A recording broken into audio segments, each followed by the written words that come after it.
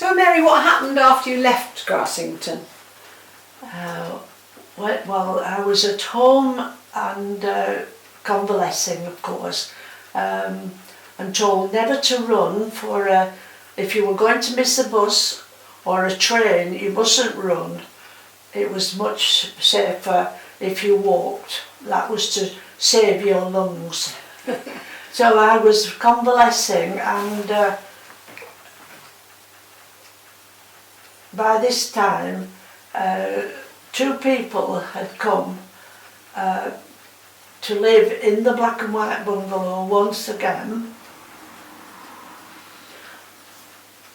from I think they came from Manchester, and Hubert Barron was art and architecture tutor at Clitheroe Boys Grammar School, and his cousin Mary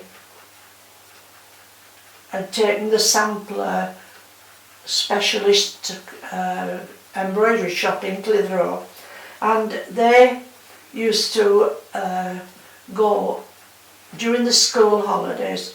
They used to go with a good picnic out into the countryside, and they asked my mother if she thought that I would like to go with them.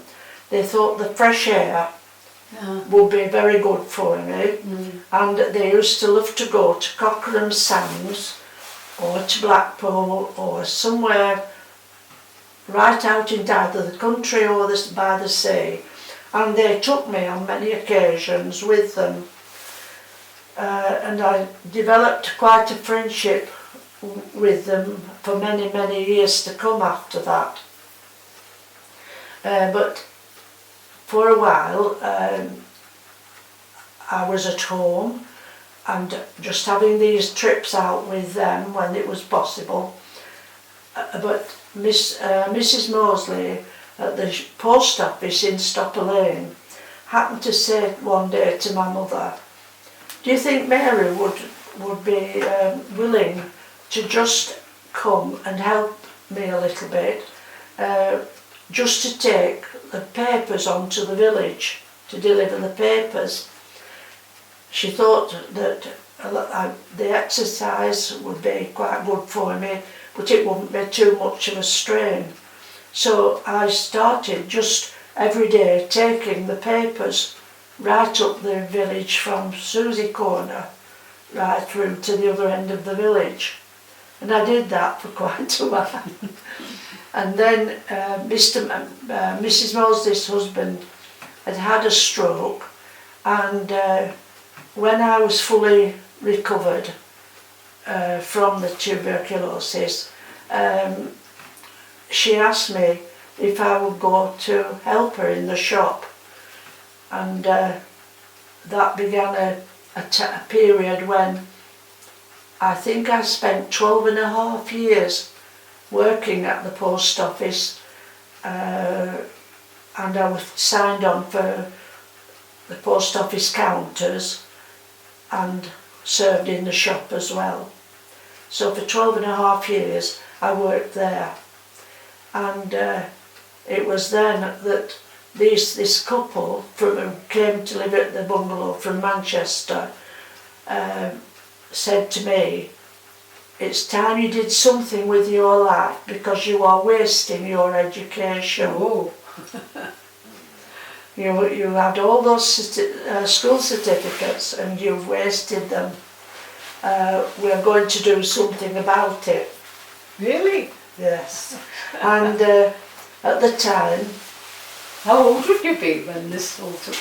I was about at the time that they started to talk a bit like this, I was about 32. Oh, and like a strong hand, really. Yeah.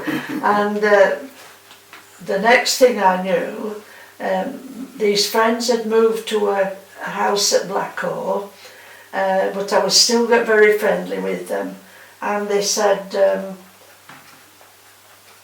"We are going to ask our grocer's son to come and give you a talk about the mature students teacher training programme at Chorley College. And we're not having no for an answer from you because it's time you did something about your life. And How did you feel about that? I was terrified because I still didn't feel that I had the confidence to be in front of a class, never mind taking a course like that. Anyway, they wouldn't have no for an answer, and they asked James Barraclough, the grocer's son, to come and tell me all about the college, because he was in his 3rd year at Chorley. Had experience. Chorley Training College, and my mother very kindly said, if you want to go and take this training, she said, I will go and help Mrs. Mosley at the post office for a little while, and then it will help her, because she was absolutely distraught when I was going to leave. Yeah. So your mum was quite supportive then, your mother. Yeah. And so Mary and Hubert kicked me into touch. They really made me think carefully, and I spent 3 years travelling to Chorley. But by this time I was into driving, and because we'd never had a vehicle before, and so I was able to take myself daily to Chorley for 3 years. It was a shock to the system when you haven't been studying for all those years, and you're suddenly to devote your time. So I had to give up all my WI work, because I was always on the WI committee, and I'd taken various things on, and so I had to give a lot of my social time up, let's put it that way. But You enjoy being a mature student?